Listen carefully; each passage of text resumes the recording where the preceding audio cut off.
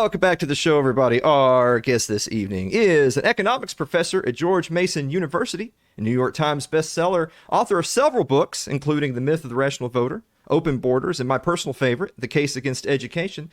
His latest book I have right here, which is Build, Baby, Build, The Science and Ethics of Housing Regulation, which is available now. Dr. Caplan, be happy. Most of the schlubs that are on the show, I don't actually go out and buy their book, but I did buy your book. So, Dr. Caplan, welcome to the show. Thanks very much, and I appreciate the actual purchase of a book. Very nice. Well, you know, it's beautiful because with the graphic novel, with all the beautiful pictures and the comic strips, that's easier for smooth brain people like me to understand. But before we get into the book, because there's going to be plenty of time for that, I follow you on social media, and I got to ask you, I'm worried about you. I keep on hearing about putting tenure to good use. Are you getting yourself into trouble, Bryan? Well, so far so good. I am taking chances I wouldn't take if I didn't have tenure. The main thing is that my university, George Mason University, has decided to impose a mandatory 2-course brainwashing requirement on the whole freshman body. And I went and publicly criticized this, and it wound up actually getting quite a bit of attention. In particular, our oversight board, the Board of Visitors, noticed it, and then they started asking questions, the people that are trying to do this to our students. Upshot is that I've managed to delay the requirement by 1 year. As to whether I'm really the crucial actor or not, I'm not sure. I think I am, actually. I think I did, just by doing a tweet and public comment. Basically what happened is it was already a done deal, and then the people who were behind this had the poor sense to have one last public comments phase, and then I put in a public comment saying that this is a mandatory brainwashing requirement, and then I put it on Twitter, and then actually there was a George Mason student that reported me to our DEI office. Oh, wonderful. And then I went and said, hey, I'm getting reported to our DEI office. To be fair, the student said, I am not filing an official harassment complaint at this time. All right, good, thanks. And also our DEI office didn't make any comment.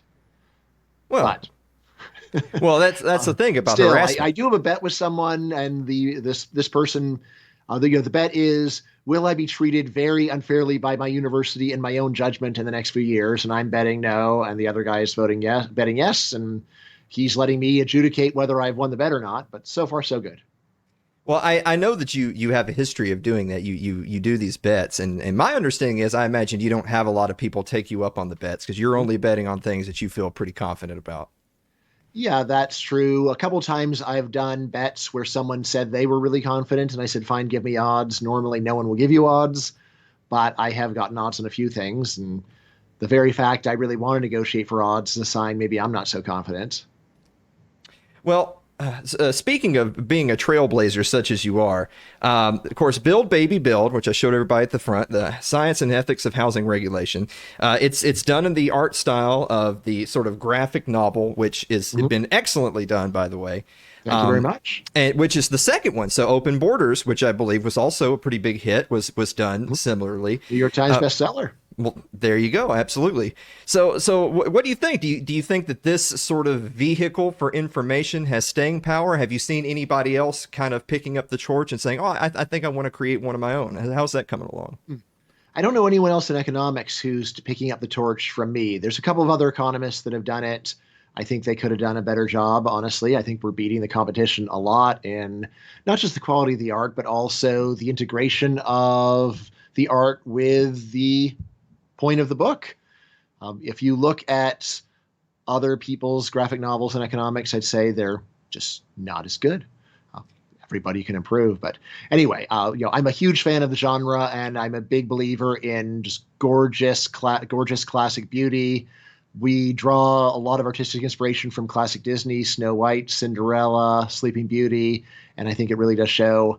The artist is actually Audie Bronze. I do the storyboard, so I am actually involved in the art side, and I'm a very hard taskmaster. I tell the artist exactly what to do, down to the smallest details, but I don't, in fact, do the arts. That's up to Audie, and it looks great, I think.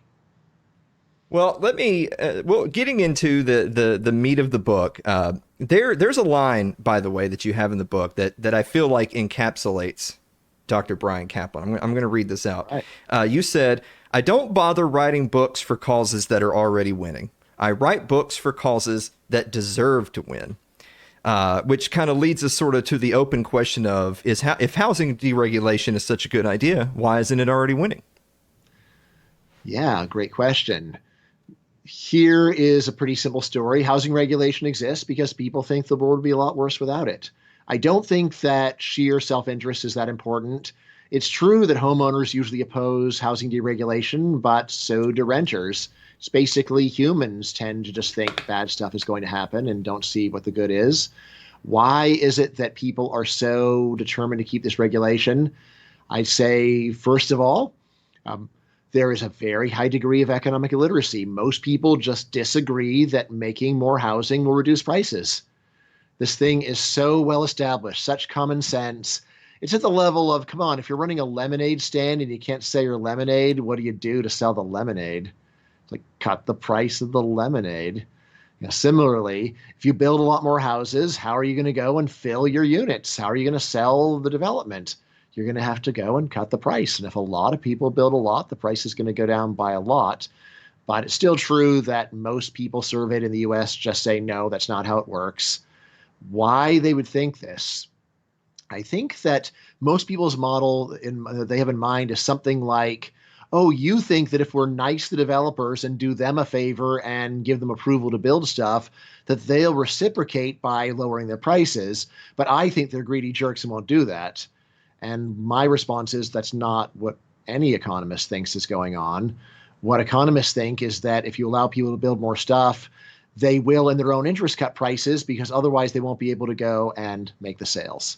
That's the normal thing in business. You don't cut prices to be nice, you cut prices to actually close the deal. And that's what's going on with housing. Other reasons why people are so opposed to housing deregulation or so supportive of housing regulation. Another big one is just total innumeracy. You go and say, hey, we'll get trillions of dollars of gains. And they'll say, yeah, but there's a bird nest. And like, all right, well, what's the value of the bird nest exactly? Is it like $1 billion bird nest?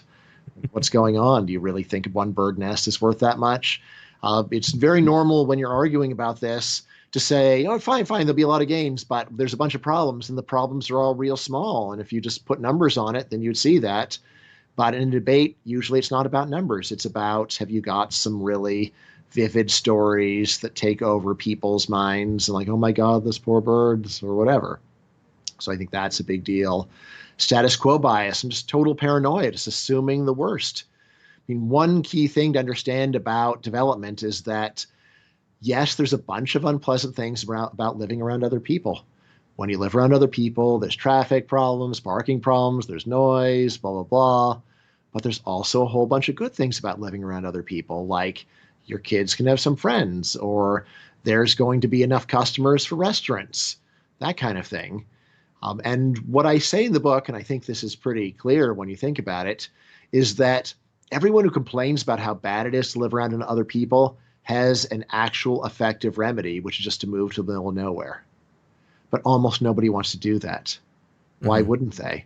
I think actions speak louder than words. This shows that almost everybody prefers the package of the good things that people do, plus the bad things they do, to just having no benefits or costs of having people around. So I think that people, when they think about regulation, they only focus on possible bad things. They don't focus on offsetting good things, even though we know from firsthand experience the good normally outweighs the bad. Well, it's funny enough. As I was listening to you just now, and also as I was reading the book, there were parts of the book that I thought of myself. It can't be a coincidence that the guy that wrote this book also wrote the book, The Myth of the Rational Voter, because there's flavors of that logic in there. And then, sure enough, of course, I turn the page and you do cite yourself. In that, but I want to If you won't pose. cite yourself, who will, man? Well, exactly. Well, that's doubly true for me. But I want to pitch to you a particular example that's very close to home, and I actually put this in my email to you. So I live in Murray County, a couple of counties south of Davidson, where Nashville, Tennessee is. So Columbia is not quite the smallest of small towns as it once was, but it's comparatively to a major city like Nashville, it's very small. The median income in Murray County is still only $37,000. Household is like $60,000. Mhm. And yet, in all the new developments, because there is an abundance of land here, in all the new developments, they're all, as they're politely called, McMansions. It's, Mhm. houses in the 300s, houses in the 400s, houses in the houses in the 500s. And of course, we know that, well, logically, the median income Murray County can't possibly afford to live in those houses. So what's going on there? Hmm. So probably first of all is that there's a lot of possible homeowners that are fleeing from worse regulation up in the area of Nashville. So they're going to go to an area with less regulation. They got a lot of money to spend. They want to have a nice place. I think it's also quite likely, actually, that there are some regulations right in your own town that are making it more profitable to go and build a smaller number of larger homes. Again, I don't know the exact regulations in your town, but almost everywhere has a minimum lot size saying that you need to use at least a certain amount of land for every house. And if you tell builders you have to put an acre of land for every house, then yeah, it's like, well, if it's an acre of land, that's a lot of expensive land. I'm going to go and only put a big house here and try to draw some richer people here. If you can go and put a larger number of homes per acre, then you're generally going to be going and putting smaller homes, which in turn means that they're going to be lower prices. I thought you were going to ask, what does this do for the people that are already here? And the important thing to remember is that anytime you're increasing the supply of housing, you are actually going and making other homes that already exist more affordable just by the competition. Sure. Well, I'm recalling Jeff Deist, who used to be the president of the Mises Institute. He had tweeted out very recently. It was right around the same time that your book came out, and it was just a very simple one-line tweet that just said, "America needs 1 million new starter homes. The $100,000, $150,000 homes, so that young couples who are marrying, starting families, can get out of renting and get into homes." But as per my example, they're not putting up subdivisions of $100,000 homes. They're putting up subdivision of $500,000 homes where people are not making that kind of money. So would you say then, without digging into the minutia of every single individual community, that more like than not, there are firms that would be more than happy to develop those subdivisions, but they can't because the city or state won't allow it? Yeah, I mean, like, of course, it does depend upon the exact area you're in. I don't think the Beverly Hills is going to have $150,000 homes, but there are a lot of ways technologically to go and make homes much more cheaply. And as we know from just going through a Walmart, there are always businesses happy to go and make cheap stuff. There are products for every budget. It's just a question of the regulations do the regulations allow it to be profitable?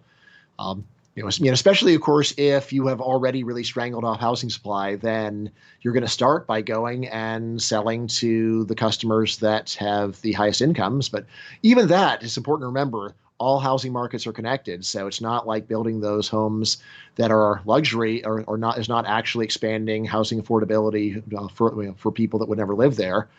So always remember when you build a mansion and a rich person moves in, well, where did the rich person used to live, and who's going to live in their place? Well, it's probably going to be someone who isn't as rich as the rich person that's going to move in, and who's going to move into the house of that person, and who will move into the house of that person. The analogy that I use in the book is reverse musical chairs. The regular Yes. game musical chairs, you take chairs away.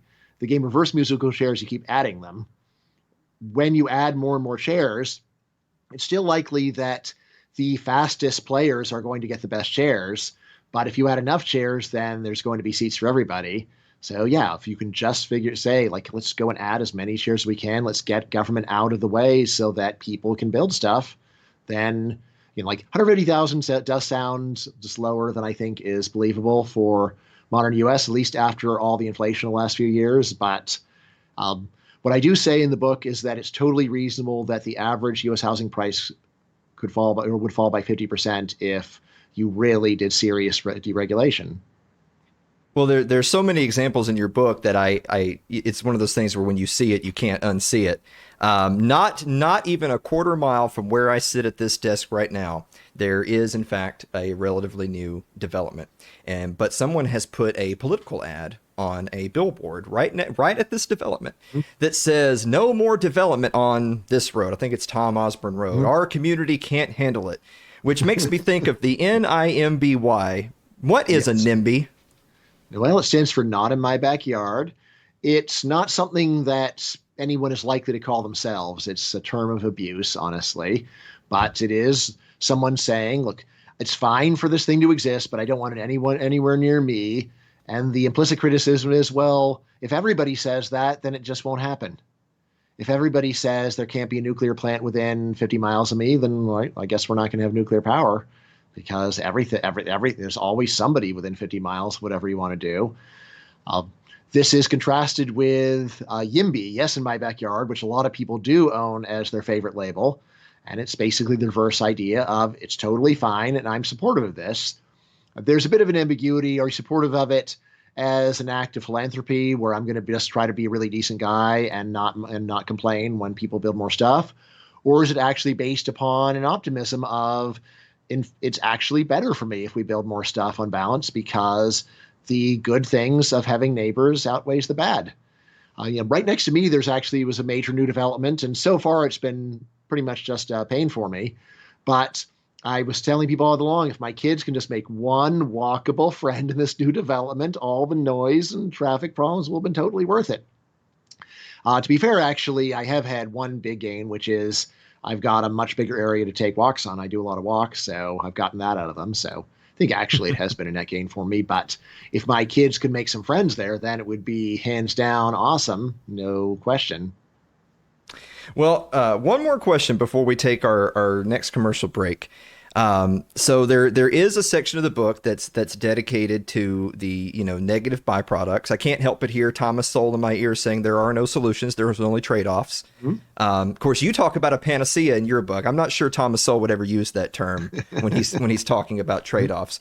But I guess the question would be, like for our friends right down the street that I just referenced, I think traffic is always the one that pops up first. Is that, well, obviously, of course, I mean, who loves traffic, right? Everyone thinks that whatever level of traffic they currently have is already too much. And so the idea of an even single more car on the road is much too much.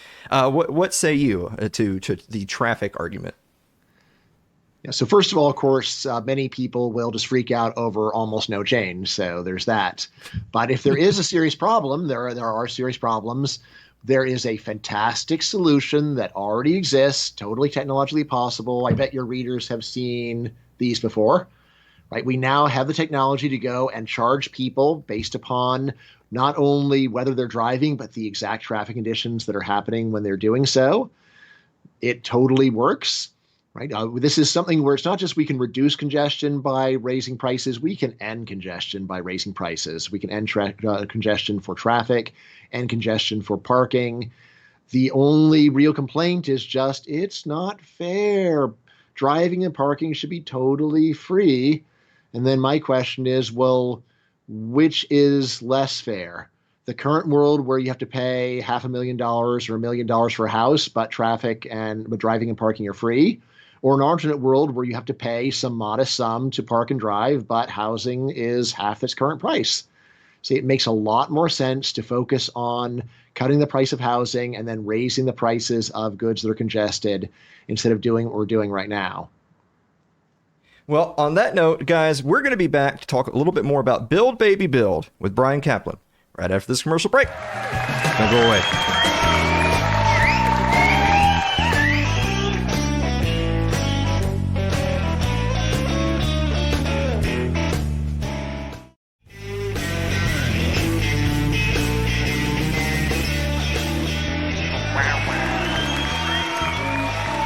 Welcome back to the show, everybody. We are joined once again by our friend Bryan Caplan, author of Build Baby Build, The Science and Ethics of Housing Regulation. I did want to mention as a point on that last point, on page 33, there is a perfect example. As someone who did live in Florida for a few years, you have the traffic congestion on the left side and everyone's trying to get to the beach and it's bumper to bumper and everyone's angry and honking. And on the right side, you have that lovely billboard that says Sun Pass.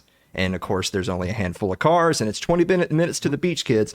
And I can tell you, as someone who lived in the area, for all the folks who say, oh, well, I just disagree with the concept of toll roads. If I travel to Florida or if I move to Florida, there's no way they're going to charge me for that. You are lying. I lived in Florida for a few years, and I will admit, as someone from a podunk southern town, I thought, well, I don't want to pay a buck or two here and there to take a toll road. Tell you what, after you've been on I-4 a few times, you realize actually I will in fact, I will in fact pay for a toll road Yeah. because I'm actually saving money, right? I mean, so in our area, generally we've got toll lanes right next to free lanes, and it always amazes me when you see $100,000 cars stuck in traffic in the free lane, getting paid like $3 an hour in order to sit in traffic, which is one of the worst jobs known to man. It's Well, like, so you got 100,000 bucks for your Mercedes, but you can't shell out for the toll. That's very odd priorities in my book. Well, it's funny that you mentioned that, Bryan, because in my part of the world, in southern Middle Tennessee, you would be surprised how many people you will see driving six-figure, Teslas or Maseratis or what have you up hills to their mansions out in the Tennessee hills, but they're driving up a muddy, unpaved driveway. So they bought the multi-million-dollar home and the $100,000 car, but they won't pave their driveway. That's just that, there's the rational voters for you right there. So, all right. So just the term deregulation, because you talk a little bit about this in the book, is that, that tends to be a scary term for some people, right? But I'm reminded of the phrase, there's the stupid party and the evil party, and sometimes they get together to do something both stupid and evil, and it's bipartisanship. So politically speaking, would you say that this is one of these bipartisanship issues where even both on the left and right have sort of failed with the housing market? Yeah, that's a really good question. Here's what I think is the best story. The actual conscious advocates of making it easier to build tend to be left-wing progressives in very regulated cities. So places like Manhattan or San Francisco, out of people who call themselves YIMBYs with a Y, seems like to me probably three-quarters are actually left-wing voting for Democrats. So on the one hand, the intellectual energy to go and deregulate is in the modern United States with the left. But if you want to go and see where in the U.S. do we have the best housing regulation, namely the least, and actually that's almost all in very Republican states. So you go to Texas or a place like that. What's interesting to me is having spent a lot of time in Texas, it's not like Texans go around saying, oh, we're the best. We're unlike those stupid Californians. We allow our housing sector to go and flourish. We don't go and strangle regulation. That's why we enjoy good, cheap housing. Instead, they just take it for granted. So that's sort of the partisan breakdown. It is true that both parties are likely to favor regulation in general, but the areas of lightest regulation are generally Republican areas. The areas where they're reducing regulation are usually Democratic areas, but they're reducing it to something that is nowhere near how good it is in the lowest regulation areas, which are places like Texas. Well, I'm reminded of I believe it was Scott Horton that oftentimes talk about that if you're talking to a left wing audience, attack them from the left. If you're talking to a right wing audience, attack them from the right. And you actually do that fantastically well in the book as well. So let's say I'm waving a magic wand and you're now giving a talk in front of a overwhelmingly progressive audience and left wing politicians. How are you selling that audience on deregulation? Yeah, well, I mean, I start off with you've got to buy the story about lower prices. If you don't buy that, then nothing else works. But assuming that I've got them on board for that, then say, well, first of all, this is a great way to go and make the average American better off, it reduces the cost of living for the average American, raises their standard of living, and it's especially good for people of lower income because lower income people spend a larger share of their income on housing. Housing's a necessity. The whole idea of a necessity is that the richer you are, the less of your income the less of an income share you're spending on it. So we can get inequality down by deregulation. We can get social mobility up. A lot of the reason why people don't move to high wage areas right now is because the extra housing cost eats up the whole wage gain. 'Twas not always so. In the 1950s and 60s, people all over the U.S. moved to California where they could get higher pay, better weather, and without having to pay a lot extra for housing. Now, if you want to move to a nice part of the country, you've got to pay through the nose because it's been so hard for industry to go and build housing, keep up with rising demand. Let's see. Talk about the environmental benefits. So this is one where economists Ed Glazer and Matt Kahn have just gone through the math of carbon emissions, and here's what the arithmetic says. First of all, the best places in the world to go, or best places in the country for people to build housing is in California because it's got great weather. Great Sure. weather means that you're not using much in the way of heating or air conditioning, which means that you have a smaller carbon footprint. What does California actually do?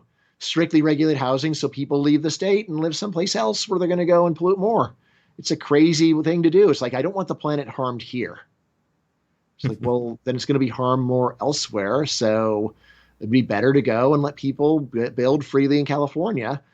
They also make the point that cities are greener than suburbs, and also new developments are greener than old ones because even though new developments are bigger, the insulation and the materials are so much better that, again, the carbon footprint is lower. So that's another reason to go and support it. Put all that together, and I think there is a very good case from a reasonable left wing point of view to say, yeah, this is something where even if you don't trust markets generally, it totally makes sense to do it here. Of course, if I were talking to the left wing audience, then I have to immediately say, okay, well, what about all the other things you could do instead? Because a key part of most left wing audiences is that they're going to turn to markets as a last resort, not as a first resort. So that's where I've got to go over what's wrong with rent control, what's wrong with inclusionary zoning, what's wrong with government housing projects. These are all ideas that, probably the best thing for me to say is, well, like very few economists who share your political views think those are good ideas. And then if you got more time and patience, we can talk about it. But it's a pretty simple idea. Just let people that supply the basic necessity of housing do their job so that it's available in abundance and therefore cheap. Well, just for the sake of fairness, I know that it might be true that on net the right wingers are a little bit more open to deregulation as a general concept. But say exact same scenario, but you're talking to a right wing audience, because as you already pointed out, even if it is better in a Republican controlled state, it's not exactly laissez faire. So what's the argument for the right side? Yeah. So, you start off saying, look, we got a pile of ridiculous government regulations strangling this wonderful industry. Like, don't you want people to be able to afford nice big homes? Well, free market will give it to you. But some of the other things that I say, look, there has been a big concern especially among national conservatives, about the decline of good jobs for non-college males.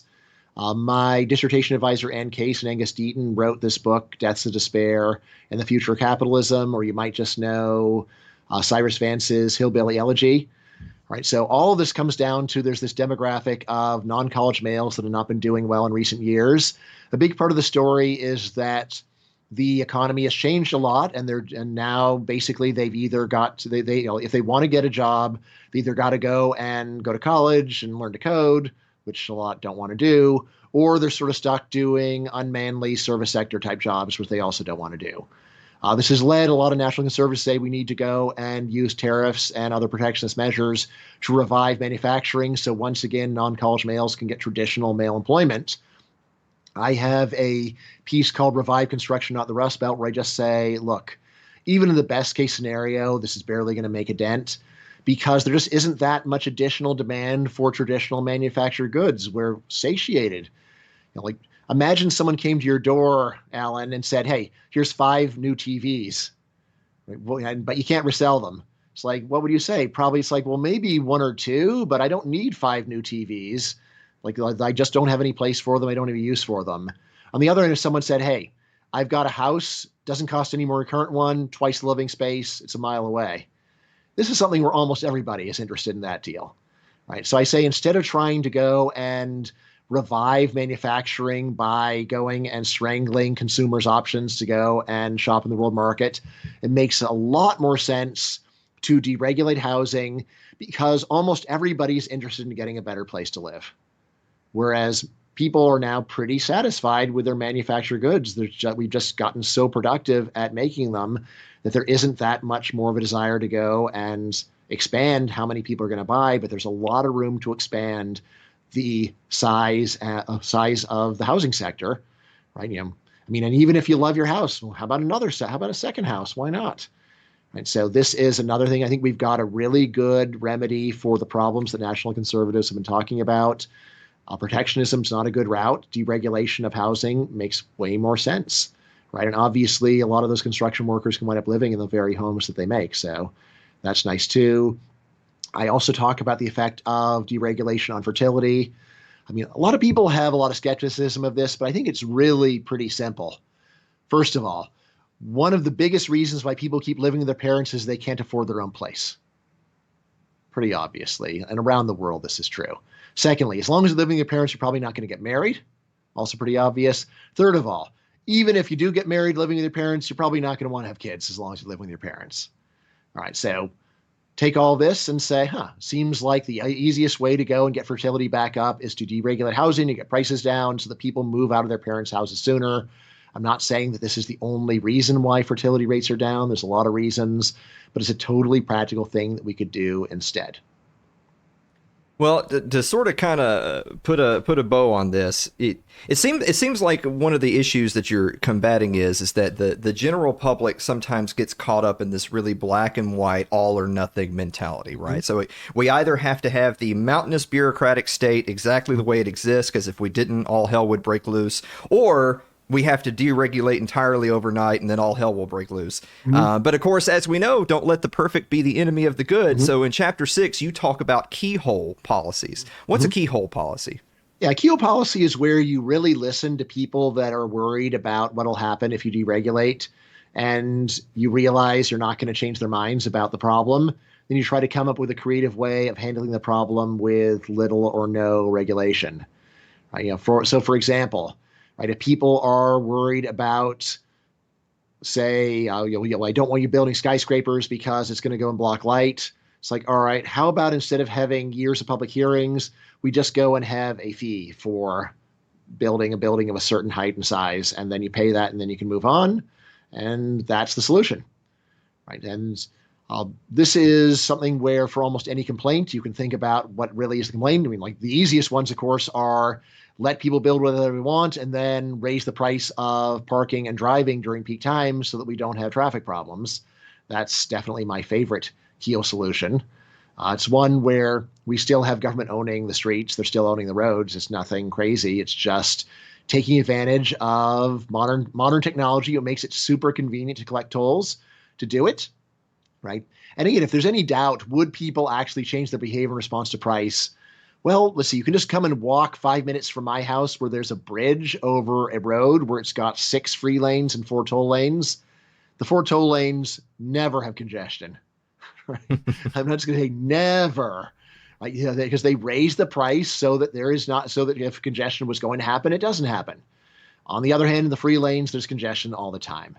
It's really pretty clear. Sometimes I take people there and say, just look at the economics. Of course, there's no reason for there to be congestion. There's no reason why roads have to look like parking lots. It's just a matter of stubbornly refusing to go and charge a higher price during peak times, which obviously doesn't mean that nobody ever gets to use the road or the price is always high. It just means that you're going to need to go and adjust your time in response to the incentives, which is one of the great things about the use of prices, is that it gives people a reason to think about the effects of their behavior on other people. I just want to make sure that we're nailing the point, because I've already heard you talk about this before too, that you're not above the idea that there are potential other negative externalities that you haven't thought of today, but you're more making the point that even if we had a groundswell of support for this movement right now to deregulate, it would still take we're not talking about weeks or months, we're talking about years or decades, and so maybe we would be able to take the good with the bad and stave off the bad. Yeah, I mean that's it's totally true that my powers of persuasion are nowhere near good enough to turn 100 years of U.S. housing policy around today or with one book. If you were just to push me and say, yeah, but what if, Bryan? What if? Yeah, my honest view is that we should just rip up the laws right here, right now, go as far as we can. And then, won't there be some problems? Yeah, there'll be some problems, but the problems we'll cause will be a lot worse than the problems we got. So it's better just to go full speed ahead and then let the free market take care of it as best it can. I'm also very eager to say, yes, there are negative things about construction. There's also positive things. What gets discussed in all of the town planning meetings is only the negatives. Almost no one ever even brings up the positives. If you calm down, step back, you'll see, wow, there's a lot of positives of construction. And though you may be worried about what will happen if they go and build this new thing, you should be also thinking, oh, well, what good could happen? And the honest answer is, yeah, a lot of good stuff can happen and has happened in the past and will happen in the future. It's so interesting. I can't help but think of times in the past from a taking that same kind of logic and applying it to politics. There's a lot of voters out there that, when given the choice between, you know, an established incumbent who's been voting against their best interests, against their constituency for 40 years, and yet they, of course, they get reelected time and time again. And but if you go to that voter and say, well, do you want to reelect that same incumbent who you've been dissatisfied with for 40 years, or do you want to elect this new person who you perhaps haven't heard as much about? They're a little bit out of left field. They have a lot of ideas that you're happy with. Oh, but they find one thing they disagree with. But finding one thing they disagree with a new challenger is enough to disqualify them, as opposed to the 40 years of things they disagree with the incumbent. Yeah, I mean, this makes a lot of sense, especially for primaries. I don't think your story really fits in the general election, but in primaries, definitely, where there's some, you know, like most notably among Republican voters, there are a lot of longstanding Republican politicians that have just allowed universities to become left-wing cathedrals, done nothing about it, and yet if there's some new person who comes along and says, "Hey, you've just sat on your hands for 40 years. This has gotten really bad," like they'll say, "Well, you know, what do you want? What do you want?" Like, you know, just listen.